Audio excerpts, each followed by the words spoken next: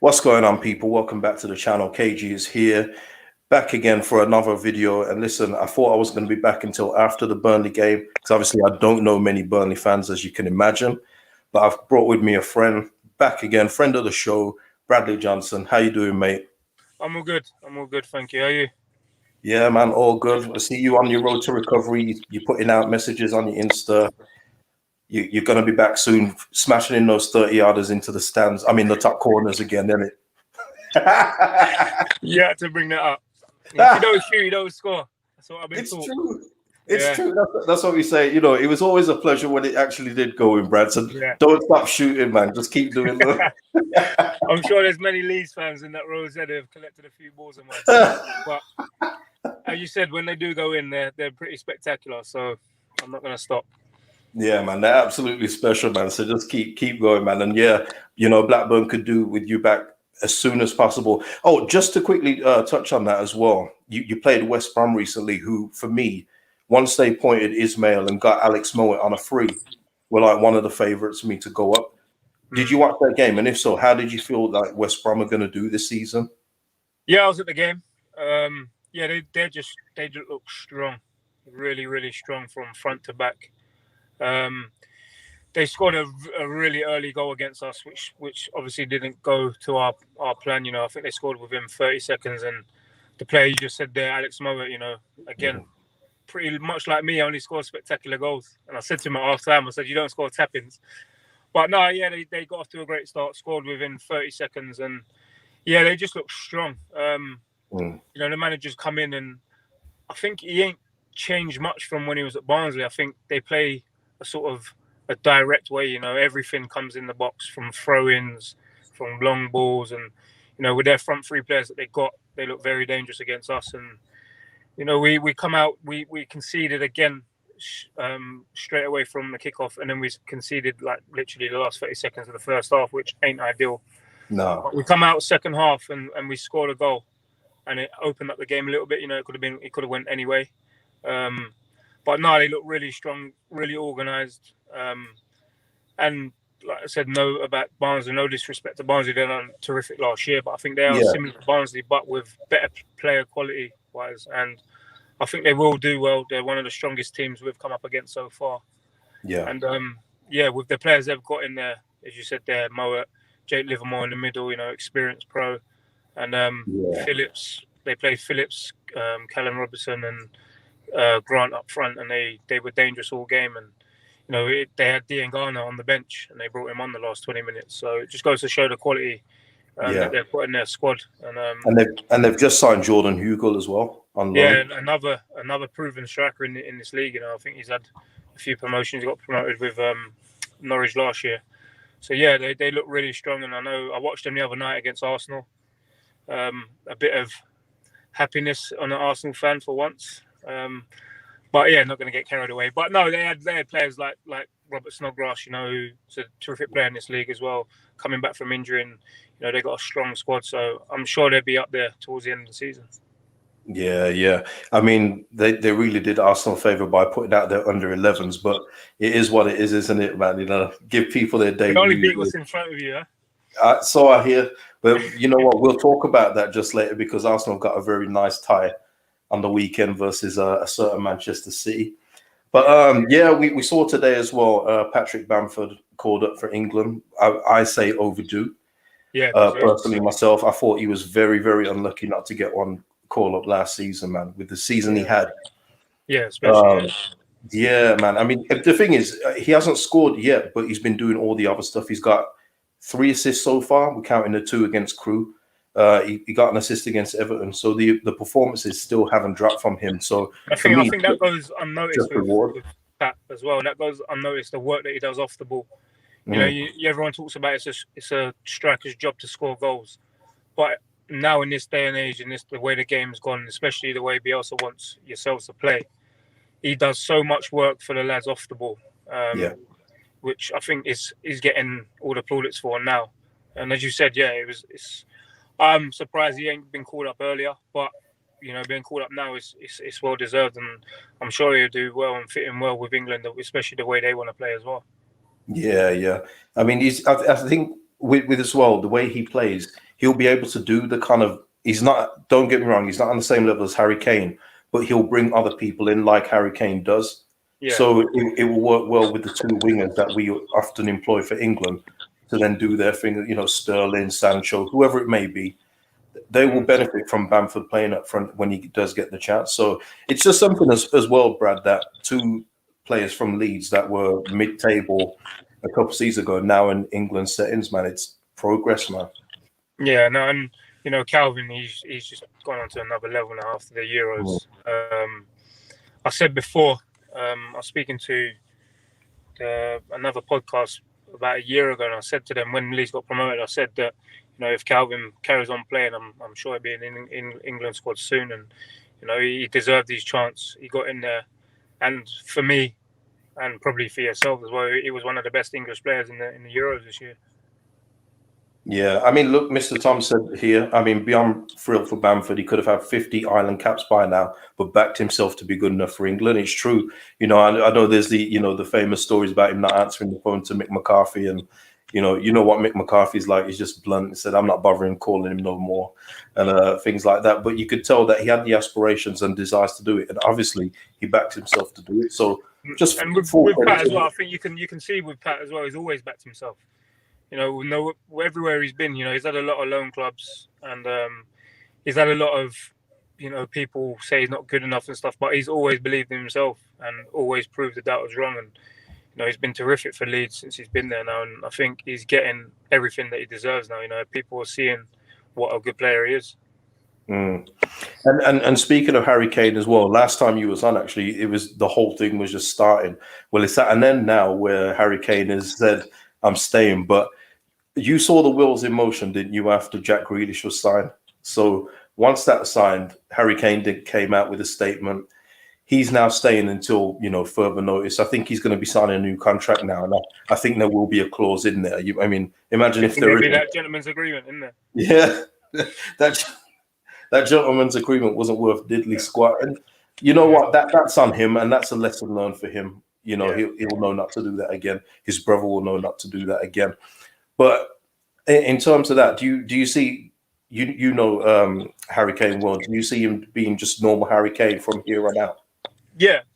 I said to you before last time when everyone was saying that he's not turned up for training and like everyone was questioning his attitude and stuff. And I said before that ain't him. He didn't have that in him. But you know, me knowing him and playing with him, this won't phase him. I don't think. I think he'll just get his head down now and carry on doing well for Tottenham.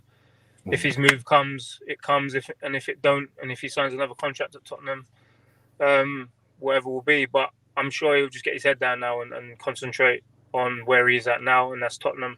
And I'm sure he'll want to do the best he can for them. Yeah. And Mark A here, I think he might be a Liverpool fan. How was Harvey Elliott in training? Phenomenal. I said on the last show as well.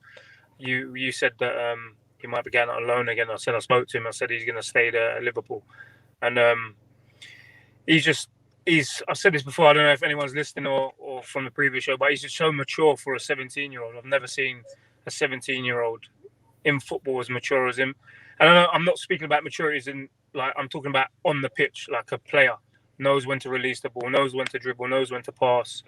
He just oozed class when he was training with us, and you know, he done some things that you had to sit back and just really like clap. I've seen him sit down goalkeepers and chip them, and for a 17-year-old to come into a first team environment and show that much confidence, yeah, it was a joy to watch in training sometimes. And you know, he's gone on and he's deserved to be playing in Liverpool's team, and I'm sure he'll play a lot more this season for them.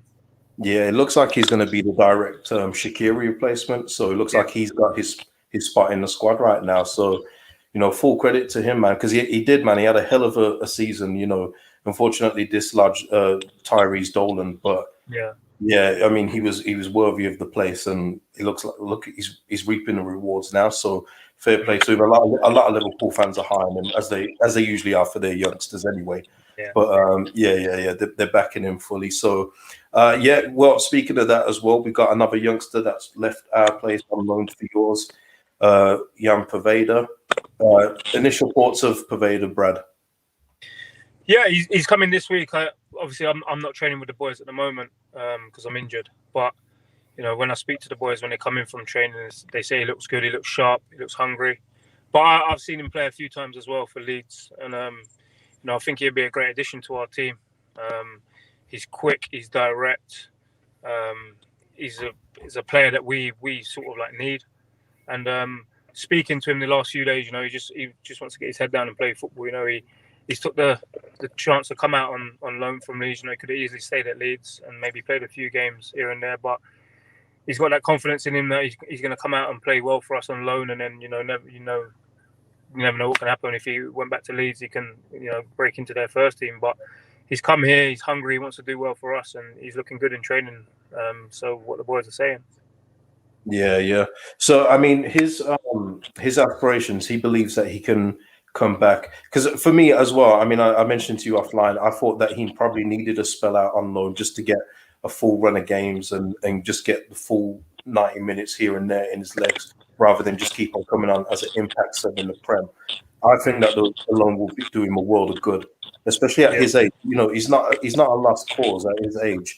As, some people just like to think if they haven't made it by 19, 20, let's get them out. But I think a loan spell is exactly what he needs. So maybe he can have the Harvey Elliott treatment and come back and make himself exactly. And that's what I was going to say. I'm always because I had to do it myself when I'm not saying I'm at the same level as these kids, but when I was young, coming up at 18, 17, and I was at Northampton, I had to go out on loan. I had to drop to the conference and go out on loan and play men's football. And, that benefited me massively. There's nothing like playing men's football, first team football. And you see the likes of, speak for myself, I had Mason Mount when I was at Derby, come out from Chelsea, played a season in the Champ, and he's gone back and he's gone straight into the first team, one of their best players in my eyes at Chelsea. Yeah, and mentioned Tomori as well, man. Thick. Rolls Royce come back and got his move. Harry Wilson left Liverpool to come here. Now he's got his move and he's playing first team. And the same with Harvey. He come out last year with us, done well, and gone back. So I think I've always said to young lads, being stuck at clubs, it's good being involved in the first team and coming on here and there. But there's nothing like men's football and first team football, and you benefit from it so much. And all they have to do is look at the likes of these lads, young lads now going out on loan and dropping down a league or two to play their first team football, and then going back to their clubs and being in better stead and getting their first team there. Yeah, man. Listen, and to any of those young guys, just look at Jack Grealish when he went on loan to Notts County. Dele Alli started at MK Dons, so it's not you might think that it's a big drop down, but that's how you get noticed as well sometimes. And you come back and you're seen as somebody who's a go-to. Brendan Johnson, actually, your namesake, he's at Forest now. He was excellent at Lincoln City last season. Now he's at Nottingham Forest first team. So yeah, man, it's good to see. In regards to, let me just get the thing up. Oh yes, that's it. Because we do have Burnley this weekend, Leeds United, and obviously now with the referees letting the game go, back to how it used to be, not where you can just get touched on the arm and then go down. It's a quick free kick. How are you guys finding it in the Championship? Because I have seen Championship games and the tackles were always heavy, but they seem to be a little bit heavier now, and the referees are letting it go. How are your guys finding it?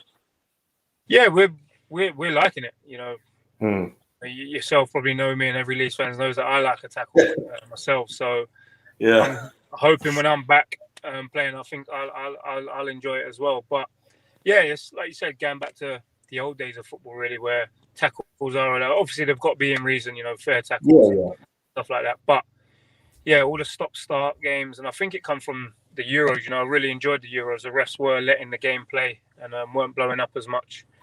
And it just lets the game flow. And you get for fans as well. Well, myself now, I've been a fan for the last 4 games at our place, seeing the games flow and refs not stopping it every minute for a little foul or someone just falls over. I think the refs are cottoning on now to the players who go down easy, and they're not giving them the light of day anymore. They're just getting on with the game, and I think it can only be better for us as players and for fans as well. You don't want to go to a game and see it stopped every 5 minutes because someone gets touched, like you said, a little tackle on their shin or something. But it's all good getting the rough and hard tackles back. within the rules. But no, I think it's good, and as I said, I can't wait to get back out there and play. Yeah. I mean, and obviously playing Burnley, we know what to expect from them anyway. It's going to be one of those games, you know. I worry about Rafinha's legs. I worry about Jack Harrison's legs. I hope they all come back in one piece. But me too, man. I got to say, I'm all for it myself. Leeds United over the last couple of years have adapted to the buying time, quick free kick here and there. But before, we was that honest team where we tackle people and hope for the best, or not go over when we've been fouled and other people would go down. So I think it will suit us too. But Burnley, like I say, I don't know any Burnley fans. I don't have any desire to get to know any. So you're my Burnley correspondent here. Blackburn, Burnley, very interesting. Yeah, I know. I said you got to be careful. Burnley's my rival. It's interesting with Burnley. Do you think that they're going to do it again? Stay up? Do you think that they've got it in them to do it one more time? Because again, the squad hasn't changed much of a lick. And Maxwell Cornet is linked to go in there. All I would say to Maxwell Cornet, please don't do it. Okay, don't go to Burnley. If you know what's good for you, please get advisors to tell you do not join Burnley. But do you think they've got it in them to stay up again? Do you know what? It's weird because everybody says the same thing about them each year, and they seem to do it. You know, Sean Dyche, he's got. I actually played with Sean Dyche at Northampton. Played with him. He was my centre half. Yeah. So he's got a way of playing, and he don't change it. And I think if you see the way they sign players as well, it's like they sign players adapted for their team. They're not going to sign anyone a flair player or I'm not saying any of them ain't flair players, but they've got a structure where they sign players who suit the way they play. And I think it's worked for them. Grit, determination. Yeah. Hard work. Yeah, and I think it's worked for them. You know, a lot of the top teams in the Premier League, I'm sure would not like going to Burnley and playing against them because they, like you said, they're hard working, grit, and no disrespect, some of them can play as well. You know, you can't stay in the Premier League for that long without being able to play football. So it's going to be a hard season for them. But as I said, they've done it year in, year out now. But again, with the teams that have come up from the Championship, and you know, the quality has got a lot better in the Premier League. But they've adapted every season, and you know, you can't ever write them off. Sean Dyche has done a terrific job for them. Yeah, and as people know on my channel, I'm a huge Nick Pope fan, and he'll save you 10, 15 points a season as well. Yeah. Like the guy, and it's a shame again, we're talking about it being Burnley. That's why you don't get the credit he deserves as well, because he's in Burnley, but he's an amazing goalkeeper. So they've always got a chance with people like him. Tarkowski's still there. You know, so they've got the thing, and McNeil's getting better as well as the years go on. I still think he's got more to give, but he's getting better as he gets more game time as well.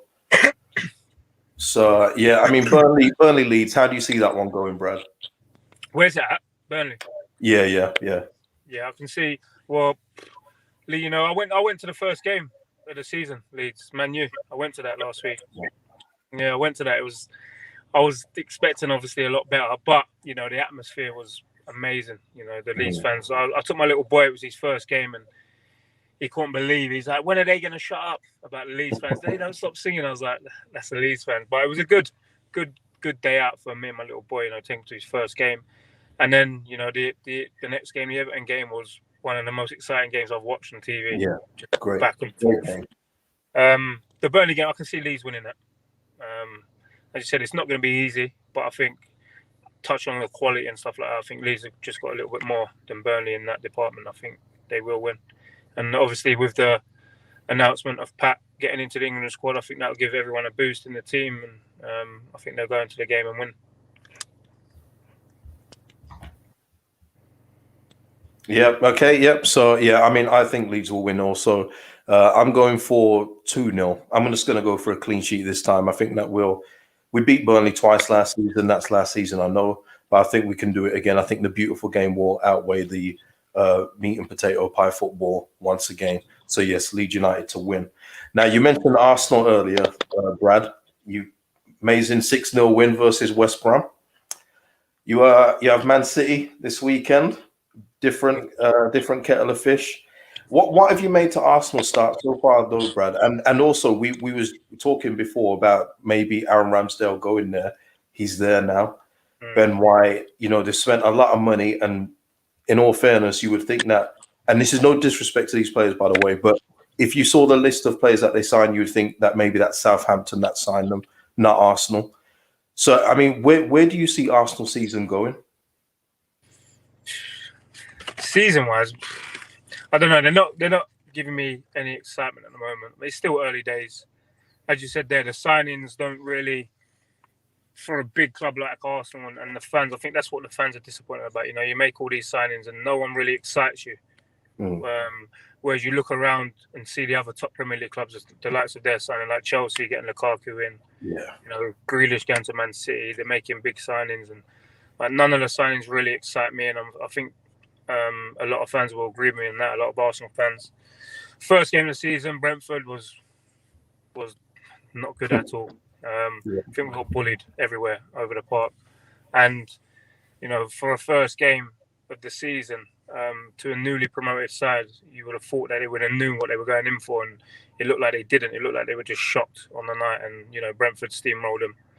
And then obviously the Chelsea game, I watched that as well. Lukaku just had a field day.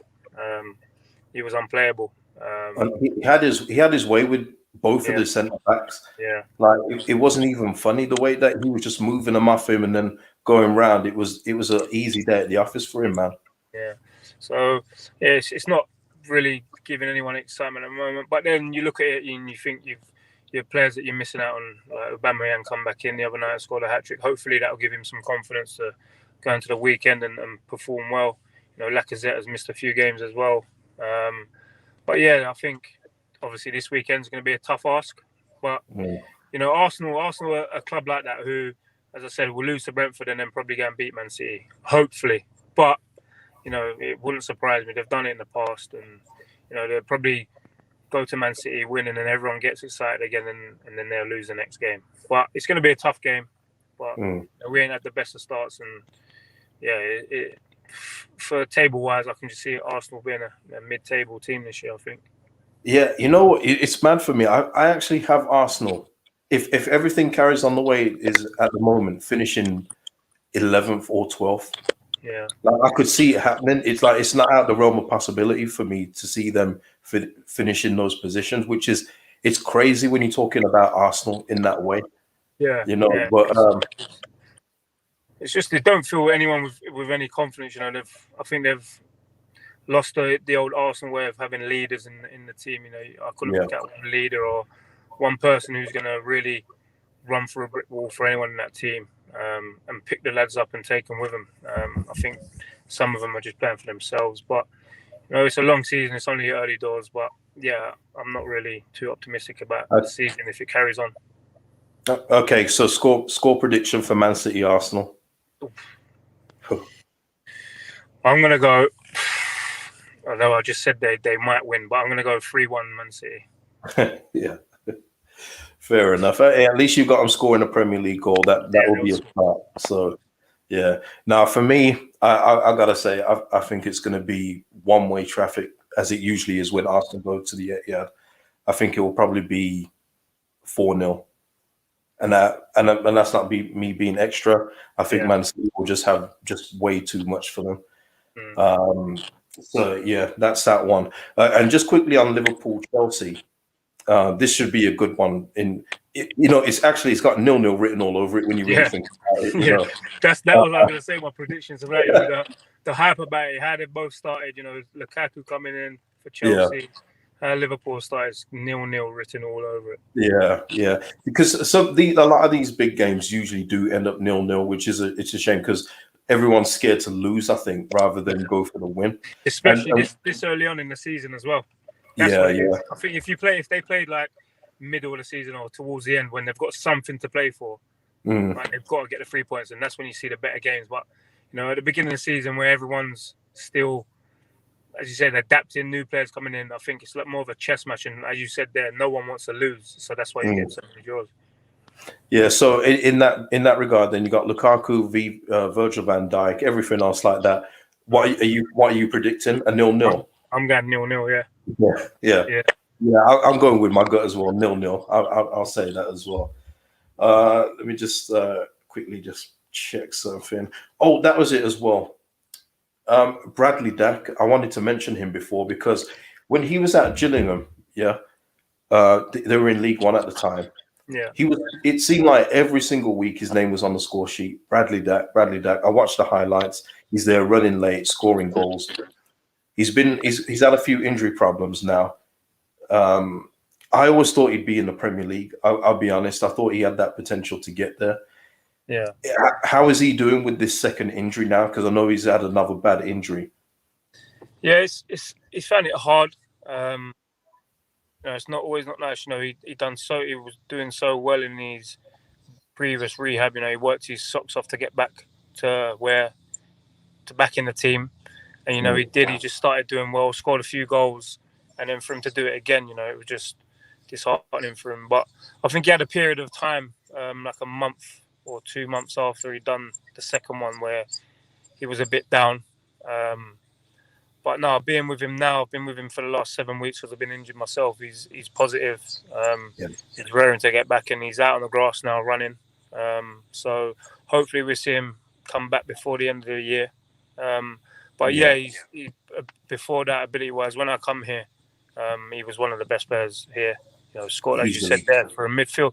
It's just hard what position he plays. Is he a midfielder or is he a forward or does he play behind the number 9? But wherever he plays, he always scores goals. He just got a knack of scoring goals. Yeah, he finds himself in the box. Yeah. So, but he's, as you said, he'll be a big positive for us when he comes back, and hopefully he's coming back sooner. But he's working his socks off to get back with the team. He really has missed it. So. Yeah, and the Championship misses him too, man. He's such a good player for the league, and if he can come back and do what he was doing before, and I hope he does. Hopefully, he does get that chance in the Premier League. Maybe with Blackburn, you never know. Yeah. You just never know. But hey, just on the other tip with Bradley Dack, does anyone give him any stick for his reality show? Or probably me. I'm the only one. The lads don't, but yeah, I'll give him a bit of stick.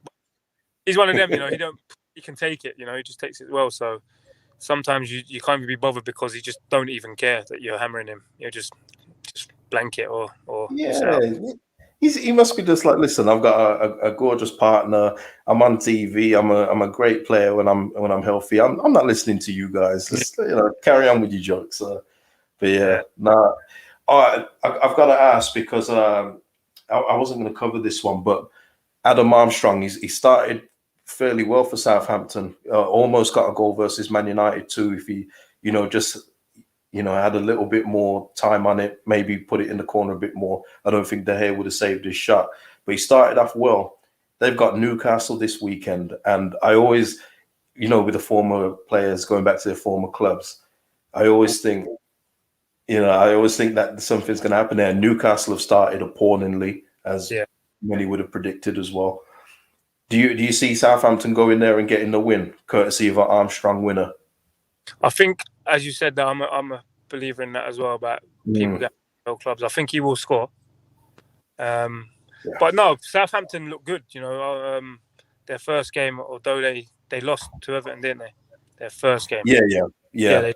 But they do look good, and I watched them against Man U. They look good as well. I think Armour and Che Adams are performing a good partnership together up front.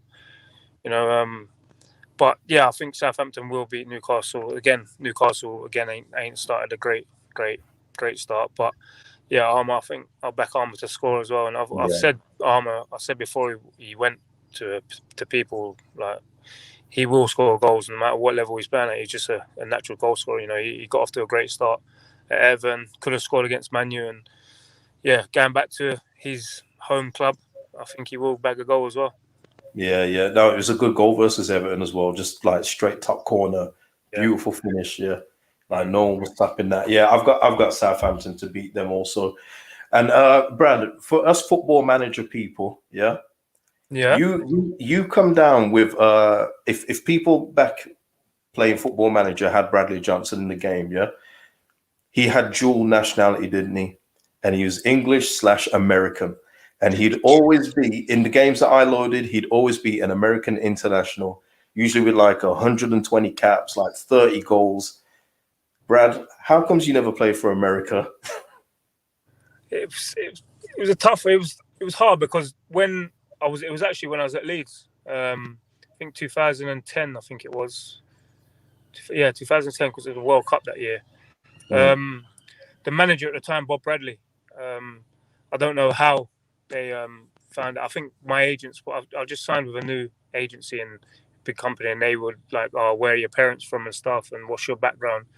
And my grandfather is American. My dad's dad is American. Although I've never met him, he is American. My dad's got family out in America, so they looked into that. My agency did, and then obviously got on the phone to Bob Bradley, and he come. I think already sent someone to come down and have a look at me at Ellen Road, play a few games, and they were interested and they wanted me to go and join up with the squad. But I think at that time it wasn't like it is over here with Europe, like with Ireland or Scotland, where your grandfather is Scottish or Irish and you can just go and play. I think you needed a green card or citizenship and stuff like that. And because the way America do it, because I was second generation, because I wasn't my dad, I was second generation to him, my grandfather, that I couldn't get my green card or citizenship. So that put a stumbling block in it. So I was gutted about that. But then 2 years later, when Jurgen Klinsmann took the job, they started playing like German-born players who were born in Germany, but obviously got citizenship in America. They started doing it like that. So then we went back and sort of told Jurgen Klinsmann my situation, and he was interested as well.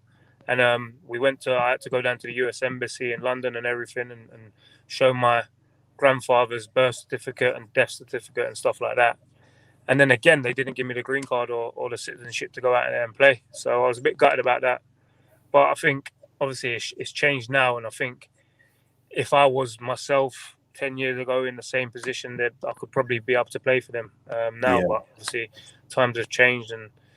But maybe it hasn't because, worse things have happened. I know Ben Burton got called up to the Chile squad because someone started a hashtag Ben for Chile. So if someone starts a hashtag Johnson for USA, then maybe we can get it done.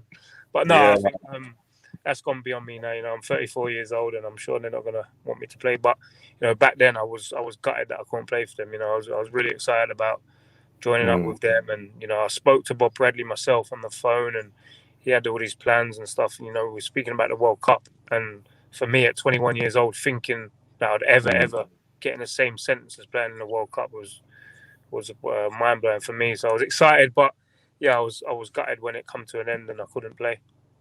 Yeah, man, I can imagine, man. Because I mean, I always wondered that every year. I was like, I know USA's team, they could do with a Bradley Johnson. I just know they could. So why hasn't he played for them? Even though he always seems to end up as a USA international in the games. But there we go. We have our answer, football manager nerds like myself. So listen, Bradley Johnson, he's out at a fellow footballer's birthday party right now. So I'm going to let him get back in there very soon. Wish Mr. Kazim Richards all the best and happy birthday and everything. Yeah. People like the stream, subscribe, and like beef. Oh, hold on there. There's Leeds in it. I have no idea, Mr. Tom. I don't know if that's a true rumor or not. But all I know is that DK was huge for Barnsley last season. He was a big reason why they got into the top six.